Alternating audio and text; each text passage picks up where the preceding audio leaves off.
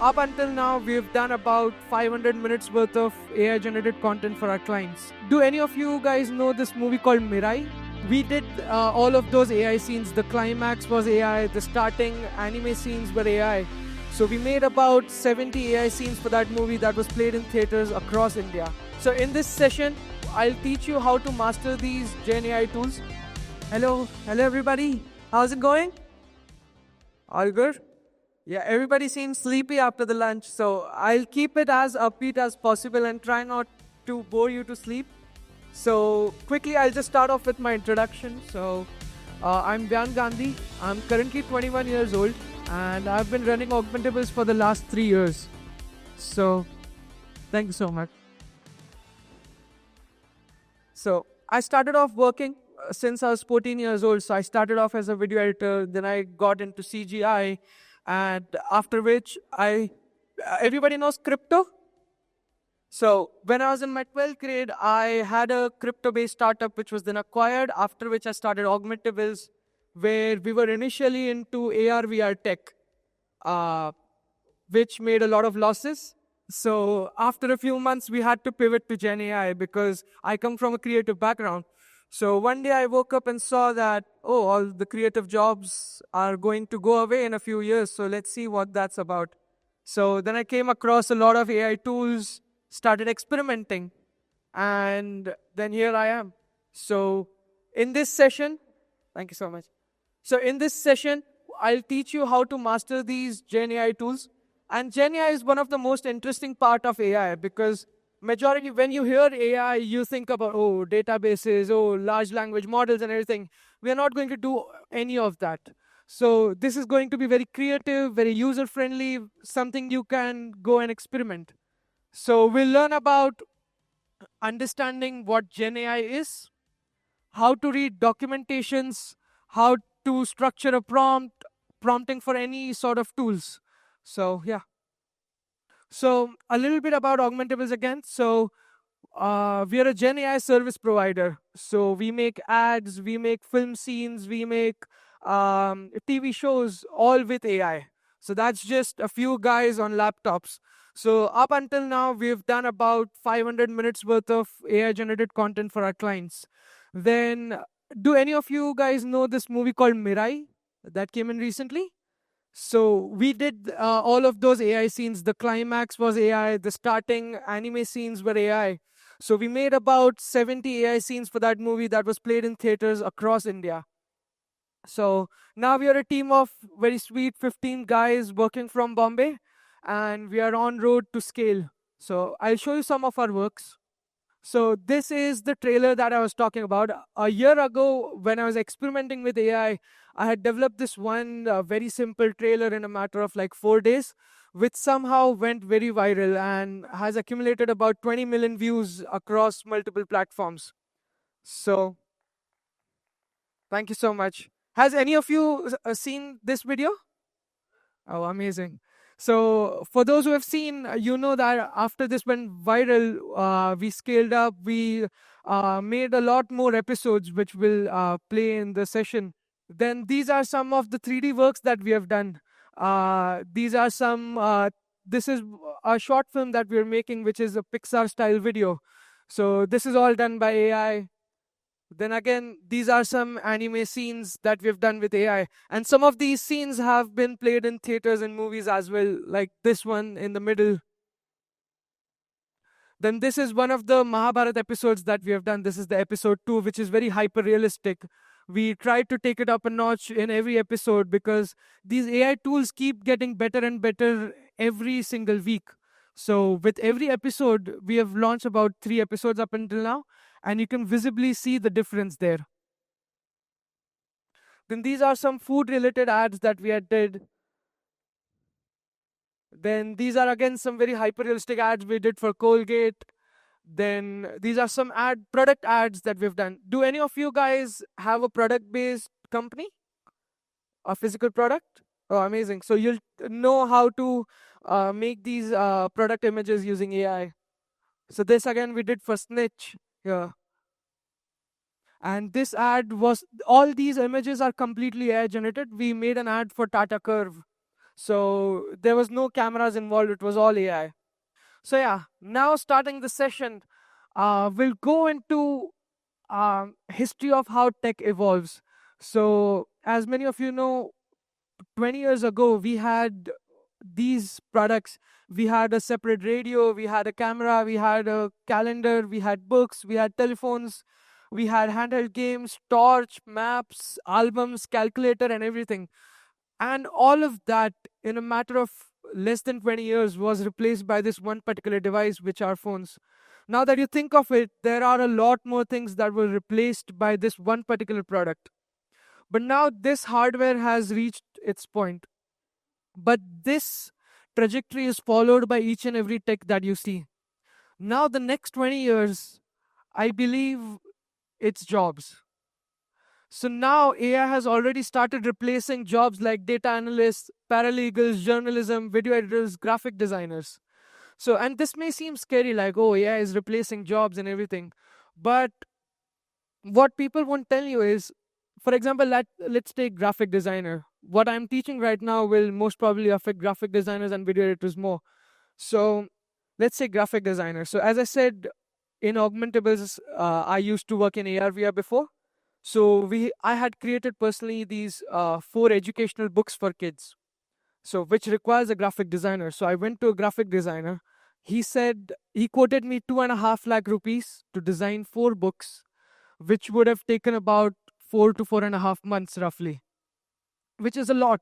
And this 2.5 lakh was on the lower end. And since I know basic graphic designing, I was able to make those 4 books in a matter of 1 week and 2,500 rupees. So, and I did not replace the graphic designer. I personally am a graphic designer myself as well. So how a graphic designer could use AI is, for example, if I'm an animator, I will only be able to take one client every month, right? Because I have to do everything myself. But the client doesn't pay me for my donkey work. The client pays me for my aesthetic, for my creativity, right? So where AI comes in creative aspects is it takes away the donkey work of it. So since I know how fonts work, how colors work, how to make a thing look very attractive, using AI, I was able to do that myself very quickly. So that is how AI will help professionals who love their job to do their jobs better. For example, if you're a developer, AI will take away your job if you're doing developing just for the sake of it, just the donkey work, because AI is going to take away the grunt work. So yeah.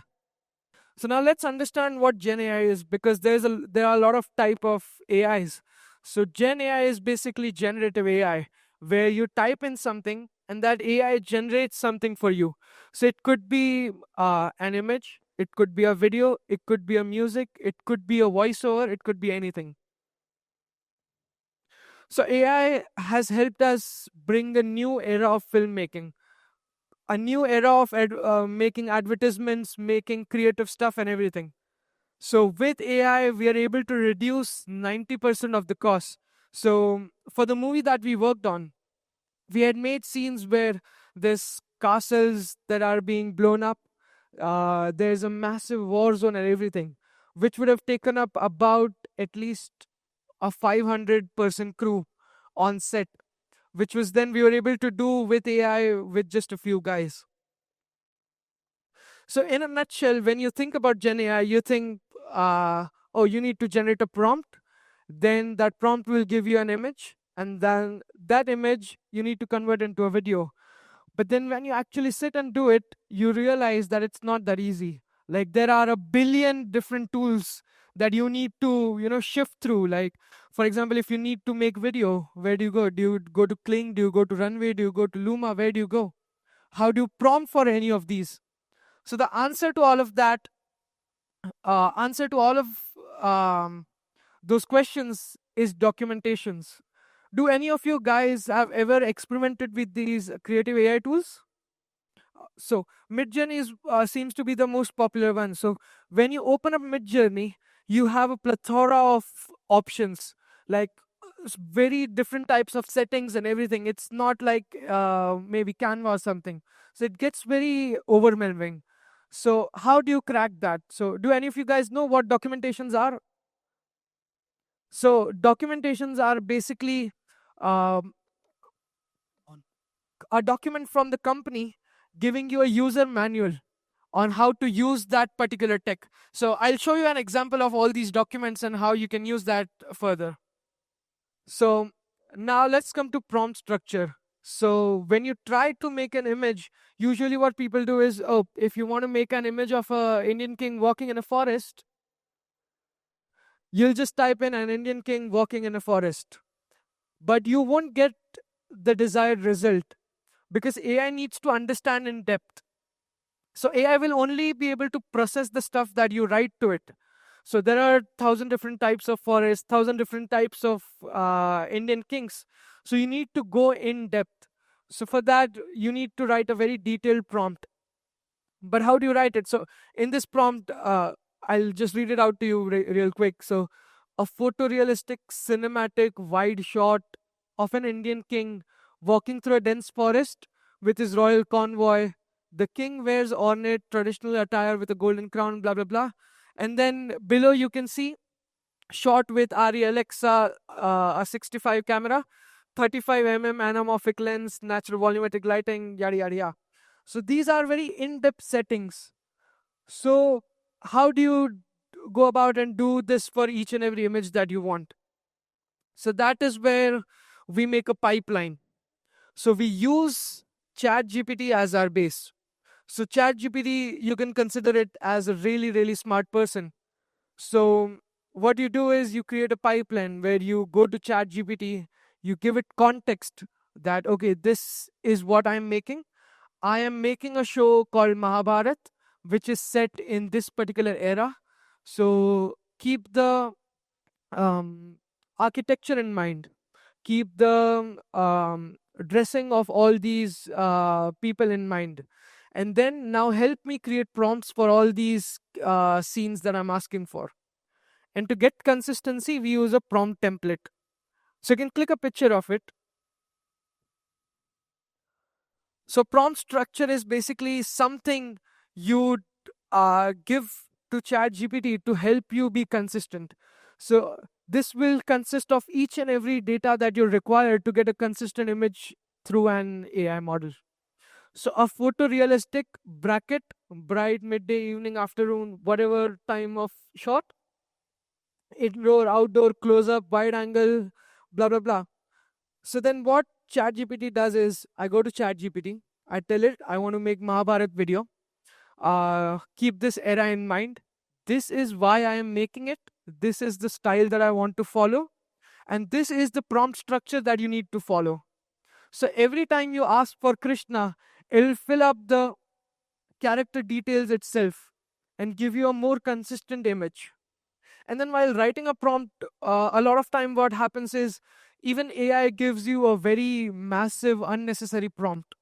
So a prompt will have a lot of extra words. So usually when I see a lot of beginners trying it out, I see they put a lot of words like very, extremely, noble, and stuff that just describes emotions.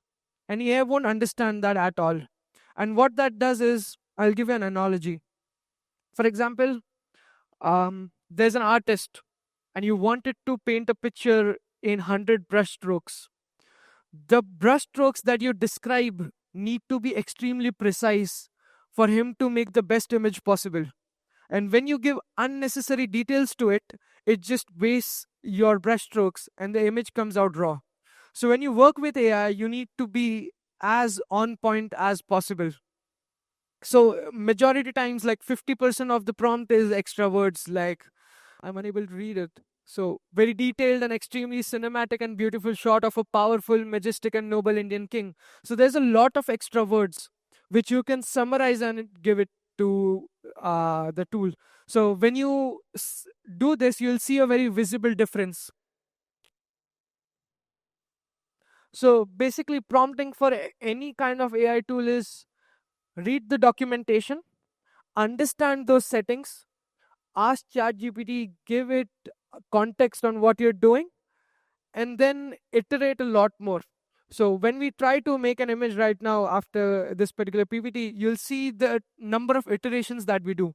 So sometimes what happens is, I'll give you an example. We wanted to make a shot of a kid playing football. Now, for some reason, we did like 10 tries, but for some reason, it always gave me, instead of a football, it gave me the ball which is oval in shape. So I think it's called soccer.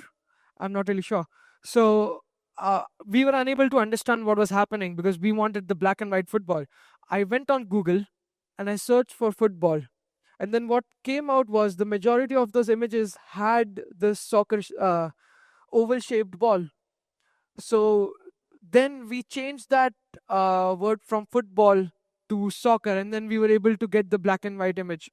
So you need to iterate more, but not just mindlessly. You need to understand where the problem is. So usually we start off with a very big prompt, and then we try to eliminate and change those words as we try to move towards the final image. So you won't ever get your desired image in one single prompt. You'll have to do multiple tries. You'll have to know what's going wrong. So yeah, so now we'll learn how to make these AI images. I'll show you a basic example, and then maybe if we have time, I'll show you how to make a website using AI tools as well. So now we'll see how to make this particular images using AI. So we'll say, yeah.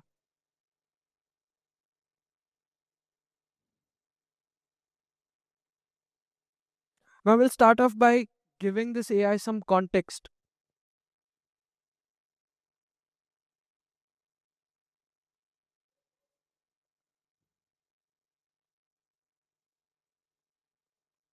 So we'll specify the particular AI tool that we are using. So it knows, it goes and does some research on some details about that particular tool and how to prompt for it.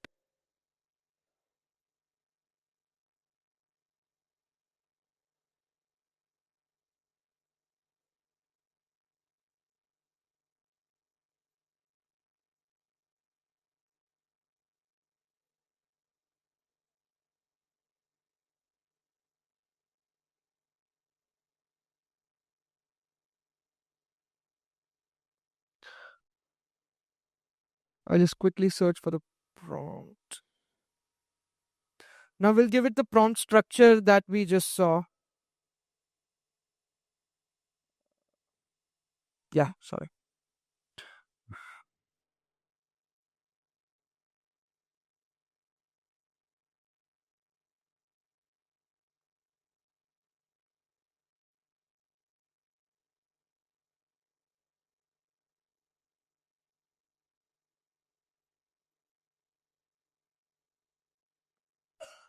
So now we'll make a scene of maybe Krishna on a battlefield or something.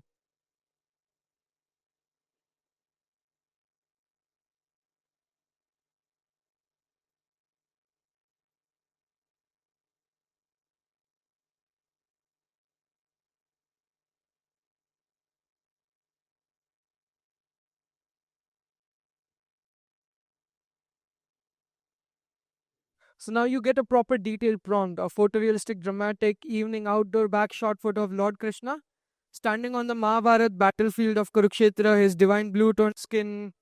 And then you get all the technical details as well on what camera, what sort of lens, and everything. So now you just copy that and then you go to, and these are some settings that you will be able to see on the documentations.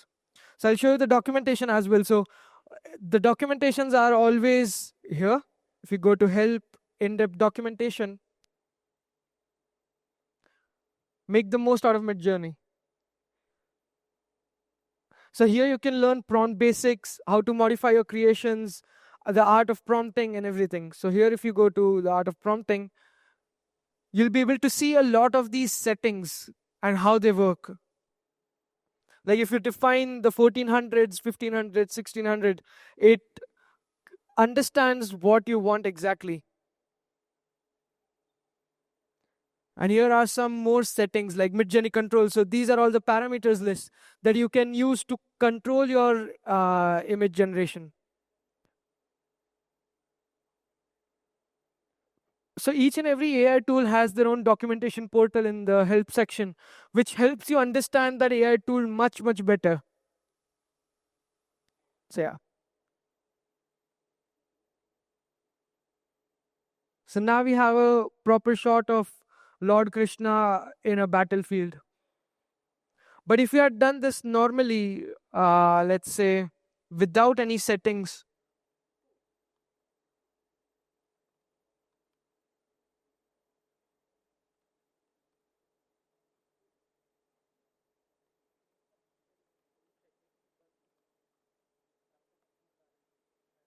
then you'll see a visible difference.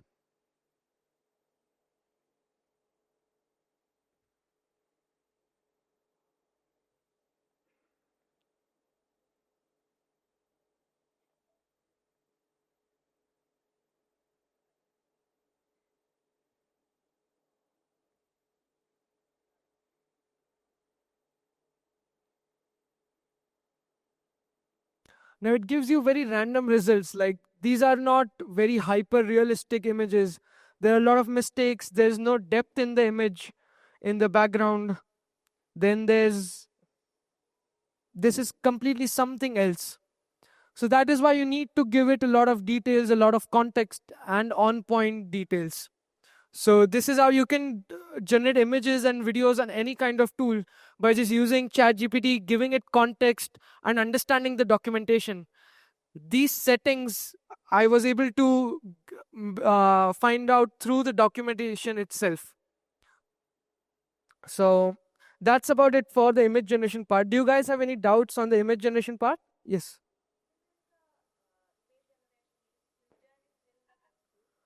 Yes. So it depends. Yeah. Hmm. So even ChatGPT generate images right now. Mhm. So which is the best tool to get the? So a really good question. So Midjourney is currently the best in hyper cinematic images, where you get a lot of depth in image and it's stuff like that. But when you generate images on, let's say, ChatGPT or Gemini, it gives you the perfect composition, but then there's not a lot of depth in images. So if you want really consistent characters and products, you'll need to use Gemini or ChatGPT. But if you need very cinematic results, you'll need to use Midjourney. So you need to go through documentation, iterate a lot, and then come to a conclusion. Congrats on the work that is done on Mahabharata. I saw that and I was really amazed. Wanted to check in the Mahabharata episode that you had put in itself, the characters are very consistent. I mean, that is something that common people like us who try to play around struggle, because the complete image changes, the Right. features change. How did you manage, and how do we do keep the character intact all through the ad or all through the different scenes that we evolve? So what we do is basically, I'll tell you this one key secret to keep in at least in Midjourney, to keep characters consistent. You need to build that character in Midjourney itself. So, for example, you tell ChatGPT that this is my project. I want to make this one particular character. You define the basic character. It'll give you a prompt. Then you make a character sheet with different angles of the character. And then you ask ChatGPT to define this character in just words. And when you create prompts, ask for that particular character, and then ChatGPT will automatically have that description of the character in the prompt. And then you use that particular character as an image reference in Midjourney so that it's consistent throughout. And then we actually combine a lot of tools together. So Midjourney struggles a lot with side angles and different angle of the same exact location. So we try to use this another tool called Nano Banana.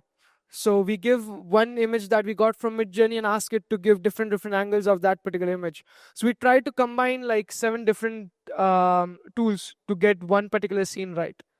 So yeah, at the back. So for example, if I want a clone of Vyan, Uh-huh. exactly, and I want to make a video of Vyan in AI, which tool you think will help me do that? Nano Banana. Okay. So that's about it for the session. This was a very, very overview of what Gen AI is, but I hope you all got the basics where you use ChatGPT to give it context, what you need, and how you make ChatGPT do the donkey work, and then you focus on the creative part yourself. So yeah, that's about it. If you guys have any more questions, you can reach out to me on LinkedIn. You can reach out to me on Instagram, which is beyond.ai.